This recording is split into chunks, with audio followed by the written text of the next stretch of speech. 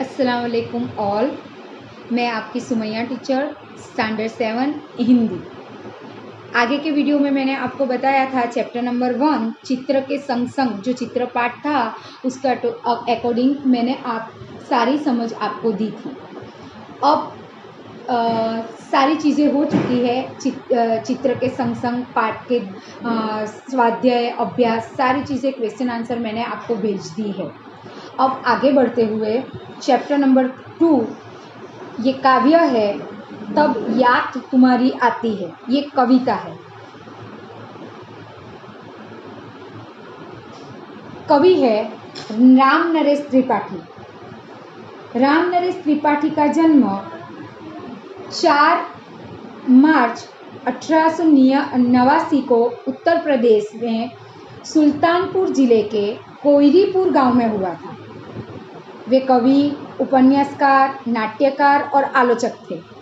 उन्होंने बहुत अच्छी काव्य कृतियाँ दी है हमें, जैसे कि मिलन, पथिक, स्वप्न और मानसी आदि है। उन्हें अकादमी पुरस्कार भी मिला है और उनकी प्रार्थना भी एक बहुत प्रसिद्ध है प्रभु आनंदता ज्ञान हमको दीजिए। वो उनकी प्रार्थना है, वो बहुत ही प्रसिद्ध है।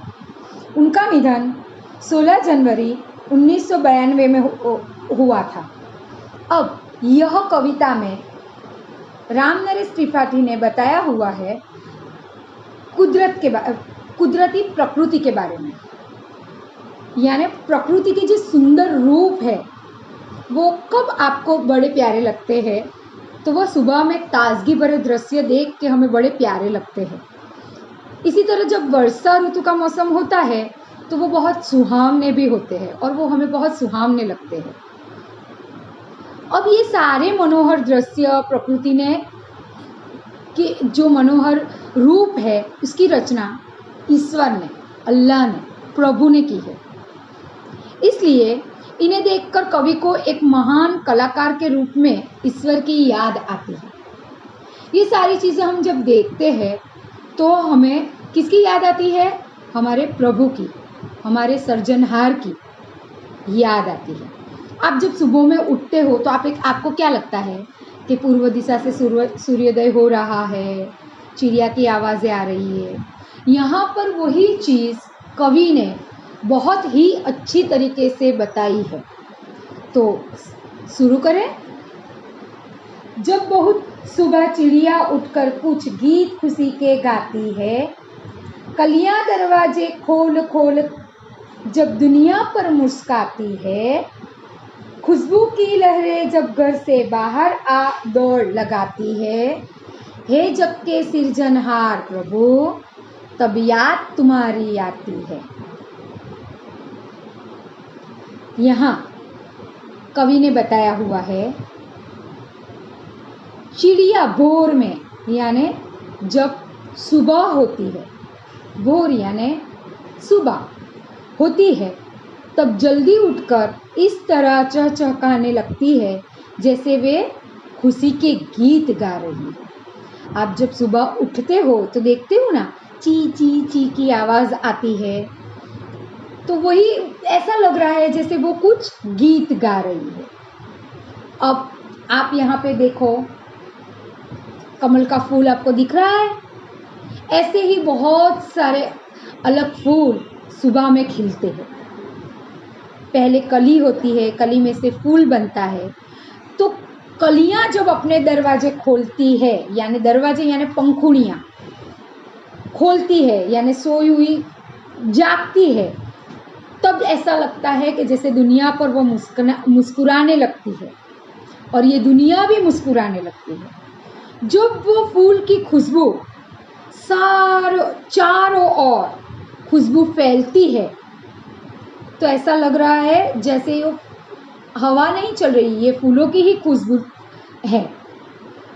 जो वो लहरें, खुशबू की जो लहरें है वो फूलों में से जब निकलती है और चारों ओर फैलने लगती है, ये सारी सुबह की बातें हैं।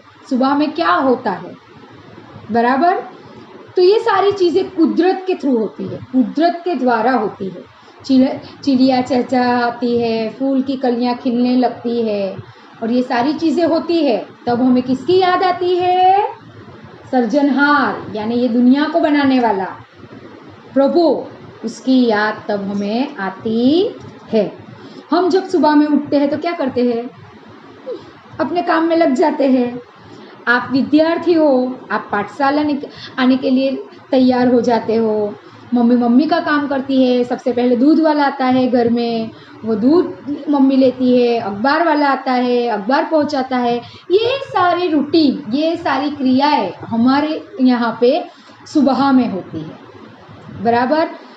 कवि यहाँ पे, कवि जो बता रहे हैं, जो राम नरेश त्रिपाठी कवि जो हमें यहाँ पे बताते हैं, वो प्रकृति के सुंदर जो रूप है वो कब प्यारे लगते हैं? तो वो सुबह में प्यारे लगते हैं। और जब वो प्यारे लगते हैं तो हमारे आत्मा से हमें किसकी आवाज़ आती है? हमारे आत्मा से हमें प्रभु की याद आती है। अब आगे देखो,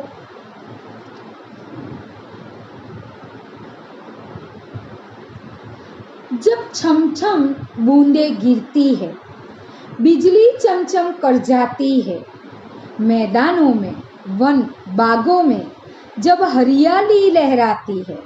देखो यहाँ पे चित्र, बारिश गिर रहा है। अभी कौन सी ऋतु चल रही है? वर्षा ऋतु चल रही है ना हमारे यहाँ पे भी।